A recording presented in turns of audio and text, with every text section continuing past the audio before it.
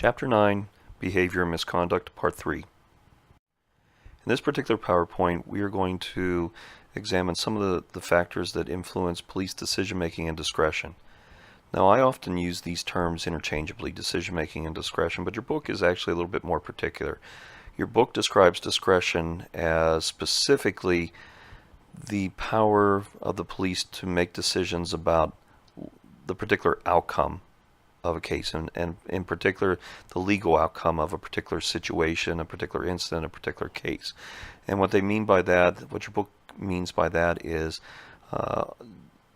for discretion, they're applying that term discretion only to when the police decide, should I arrest, should I warn, should I let the person go without a warning or arrest, those kinds of things.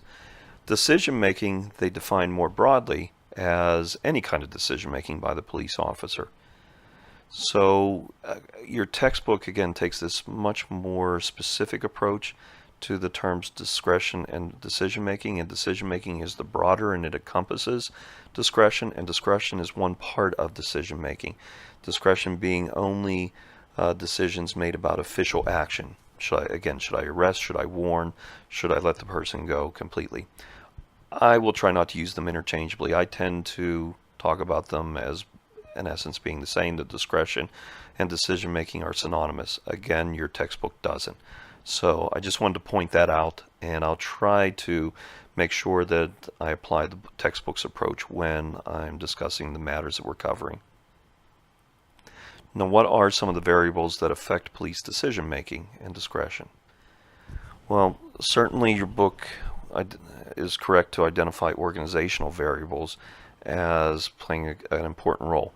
Among these are the bureaucracy that's present. Do we have a lot of bureaucracy? Do the police officers work in a department where there seems to be a policy and a regulation for everything, and you have to fill out mountains of paperwork for everything that you do? Are there layers and layers of supervision so that you don't have as much autonomy as maybe another department that doesn't have as much bureaucracy, where maybe there isn't as much oversight, there isn't as much paperwork, there aren't as many rules, there aren't as many regulations? And so in a department with less bureaucracy, more and more the choices are left up to the police officers. The department doesn't try to dictate what they should do in every situation. In a more bureaucratic organization, more and more the decision making is taken away from the police officers, and they're expected to go by the book, go by the policy manual, those kinds of things. So bureaucracy can certainly affect the decision making done by the police officers. How much rope are they given, in essence? How much autonomy are the individual officers given, or is there an attempt to strictly control them? The work periods that the officers experience, the areas and assignments that they cover are going to influence their decision making. So, when are they working? Are they assigned to the night shift, or are they assigned to the day shift? If you've ever spent any time in any city or even a small town late at night, 3 o'clock in the morning, it's a much different scene than what we would expect at 3 o'clock in the afternoon. So at night you may make different decisions than you would if you were on the day shift, or vice versa. How busy are you? Is this a particular day where you're running from call to call to call? Is this State College and Penn State campus during a home football game? Well, if you're policing during a home football game, you have responsibilities that take precedent over ordinary patrol and crime fighting, those kinds of things. You're consumed by the game, the traffic, the crowd control, all of those kinds of things. So unless you're assigned to be on some kind of alcohol task force or some other kind of special unit assigned to go through the tailgates and look for underage drinking probably isn't much a concern to you, unless the person is a hazard to themselves or others. Your main concern is get the people in and out of the stadium, even if they're drunk. And even if they're underage, get them in and out as safely as possible. Get the traffic moving. So your discretion is more limited than maybe if this was a Thursday with no football game going on and lots of time to deal with an incident.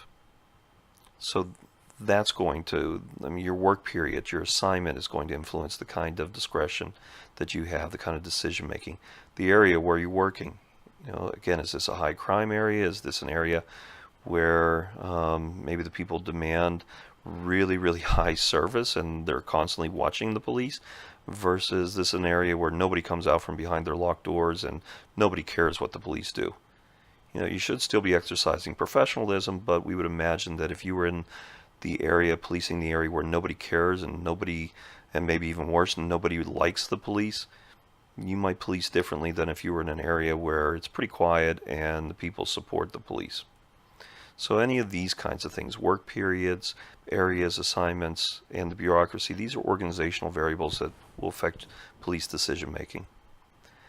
Neighborhood variables, I kind of already mentioned these, but what kind of neighborhood are you policing? What are the social and economic status factors, the SES factors? Is this a poor area? Is this an affluent area? Is this a high crime area? Is this a low crime area? Do they support the police? Do they hate the police? I mean, all kinds of different things. Has there been a lot of violence towards the police in this particular neighborhood? Has there never been any violence against the police? I mean, is this, a really busy part of the city? Is this an industrial part? Is this a business part? Is this a residential part? Or is this a small town with not much going on? Maybe you're policing, you're a sheriff's deputy in South Dakota, and you have a county that's bigger than the size of Rhode Island, but there are fewer people than cattle in this particular county.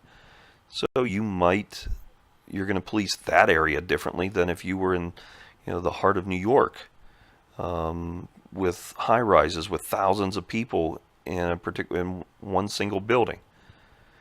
Okay, and all kinds of different criminal activity going on and those kinds of things. So again, neighborhood variables will influence police decision making and discretion. How? Well, we're going to conclude at the end of this particular PowerPoint. Well, we're not really sure exactly how. We have some ideas. We've done some studies. We have a better grasp on discretion and decision making than we had 10, 20, 30 years ago, but there's still a lot of gray that we don't know anything about. And that's where we need more studies, more research to really bolster our understanding of police decision making and discretion. Because we also have to account for individual officer variables. So these could include things like the education of the officer. Just because an officer is well educated doesn't mean they're going to be a great officer. I rode along with the police in Richmond, Virginia for a summer, and the best officer that I saw was an officer who didn't have any college education. He had a high school degree, but he loved his job and he had great confidence in his abilities. The worst police officer was an officer who had 2 master's degrees. He had no confidence in himself and he didn't seem to really love the job. And so again, education is a little trickier. We would assume that the better educated the officers are, the better their decision making is. And that mostly plays out to be true, but it's not 100% true all the time. So we need to be aware of that. It's not just, we can single out one of these variables, but they work in combination. So we have to consider education in light of our next characteristic, which is age. That officer who has a college education but who is, in his or her upper 30s is probably going to act differently than that college educated officer who's maybe in his or her early 20s. So age might influence how police officers respond to any situation. Experience, certainly is going to play a role. We might have rookie cops who are fantastic and they can do anything that an experienced cop can do, but usually experience pays dividends. If you have the experience, you've seen and done these things most likely before. You know what works, what doesn't work. So you may have a better understanding, or we would expect that you would have a better understanding and better decision making than that new officer who's just trying to learn the ropes. But again, it's not 100% true. That experienced officer might have become cynical. They might not care about learning anything new, and that new cop knows some new techniques that are much more effective. So again, we have to look more closely at all of these. Race. Does the race of the officer affect how affect their decision making. Now, at first blush, you might think, well, an officer is most likely to go easiest on someone from his or her own race. In my experience with the Richmond police, that wasn't true. The officers who were harshest on the community were black officers dealing with black citizens. And when we talk about diversity in the upcoming chapters, we're going to see that perhaps this can be explained by the fact that those black officers feel they have to prove something to their fellow officers, that they have to show that I'm separating myself from the group that perhaps I came from. Maybe I grew up in this community, but I want to distance myself. I want to show that my allegiance is to the police first and foremost, and secondly to my community.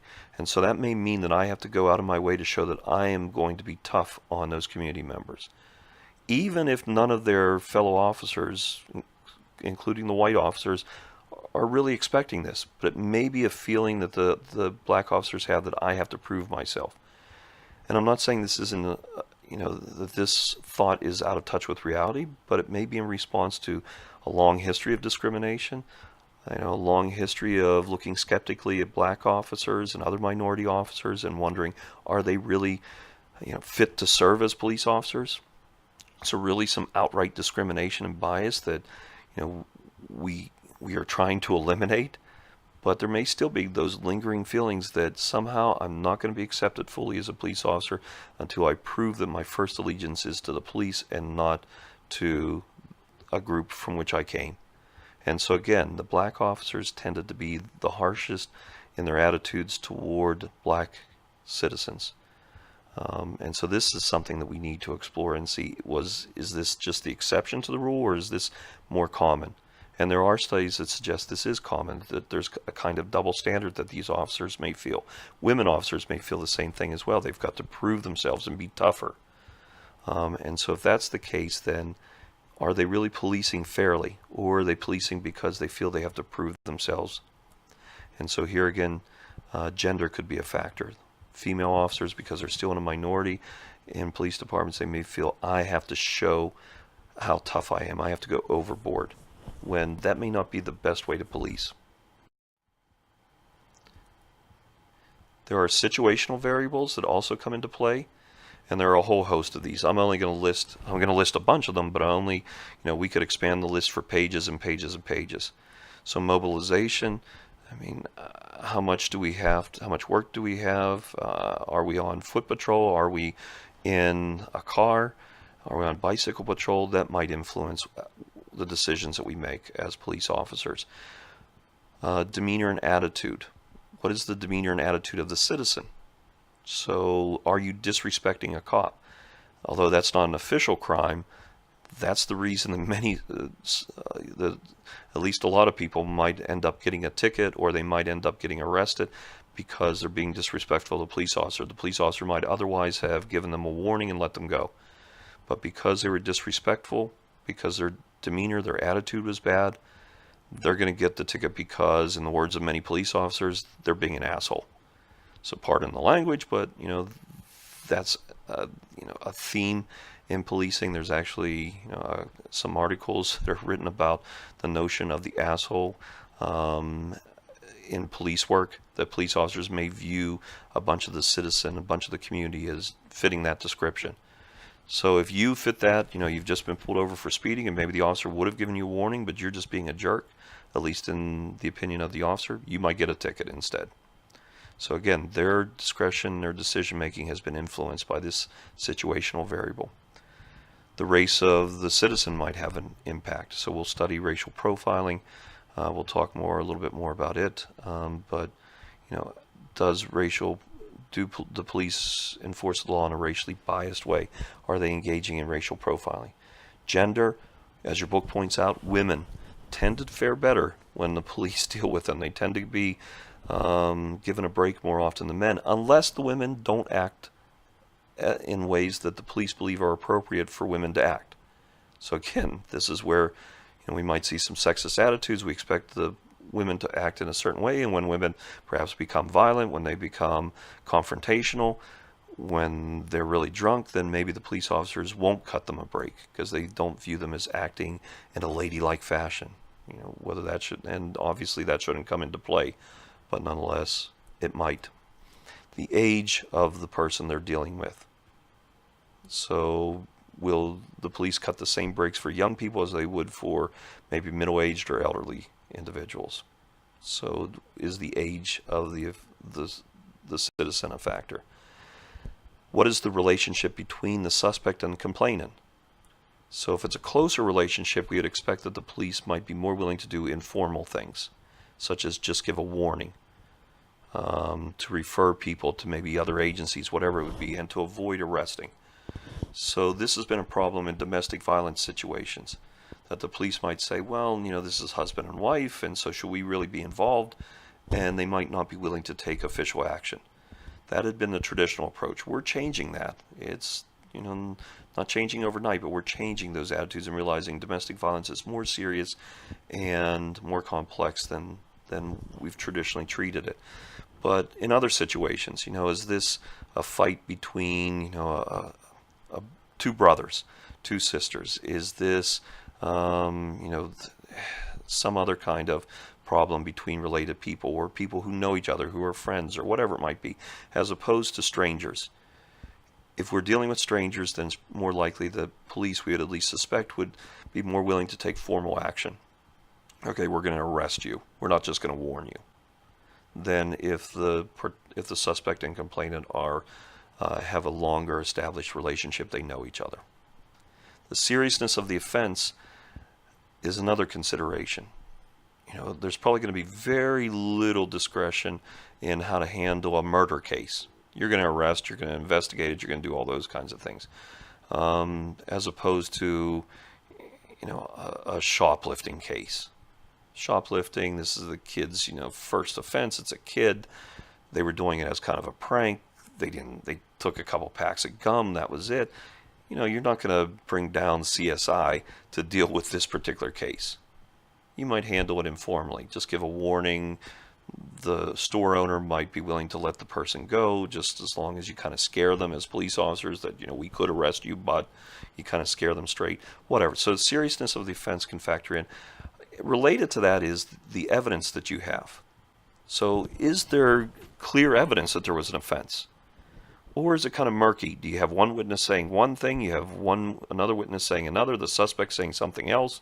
There's no physical evidence to really decide who's telling the truth. That's going to affect what decision you make. In that kind of situation, you might decide, I don't think there's enough here to make an arrest. I don't have enough evidence to make an arrest. It's something that's too murky. I'm not going to go forward. Or maybe the evidence is clear cut, and that's really going to lead you to say, look, I almost have no choice. It's so overwhelmingly clear that you did commit this offense. I'm going to take action. The mental state of the citizen. Are they drunk? Do they have some kind of mental illness? This might affect how you deal with them. Maybe you're more concerned about their safety than any kind of citation, any kind of arrest. Are they a risk to themselves or to others? Do they have a place where they can go? And if you can't discern that because they're too drunk to tell you or too stoned, or they have some kind of mental illness, that you can't identify who they are and where their home is and where their loved ones are or whatever, then you might decide to take them into custody for their own safety. We're going to take you down to the police station into lockup until we figure out who you are, until you're sober again, until you're not stoned, whatever.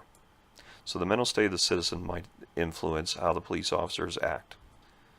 The environmental context, is it raining?